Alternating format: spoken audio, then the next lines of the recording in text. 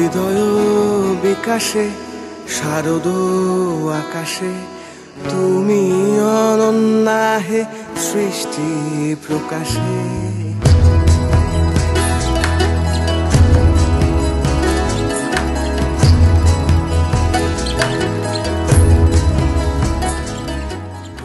বর্ষার কালো মেঘ কেটে গিয়ে আকাশের মেঘ এখন ভেজা তুলোর মতন সাদা। কুমোরটুলিতে শিল্পীদের ব্যস্ততা এখন তুঙ্গে। পুজোর মণ্ডপগুলোতেও প্রস্তুতি চলছে জোর কদমে। শিউলি ফুলের গন্ধ আর দিগন্ত বিস্তৃত কাশফুলের শাড়ি মনে যেন এক আলাদাই আনন্দের সঞ্চার করে।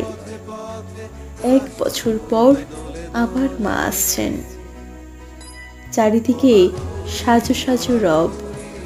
মাঝে মধ্যেই কানে ভেসে আসছে বাজলো তোমার আলোর বেণু অথবা জাগো দুর্গা।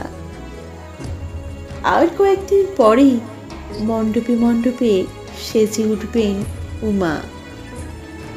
তার সাথে সাথে সেজে উঠবে গোটা শহর। সেই ঢাকের আওয়াজ, ধূপধুনোর গন্ধ, ভাবলেই মনটা কেমন ভালো হয়ে যায়।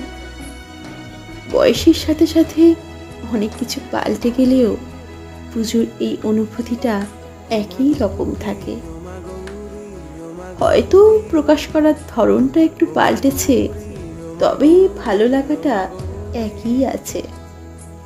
সাবেকিয়ানাকে কিছুটা পিছনে ফেলে থিম পুজোর প্রচলন বেড়েছে ঠিকই, তবে মা তো একই আছেন।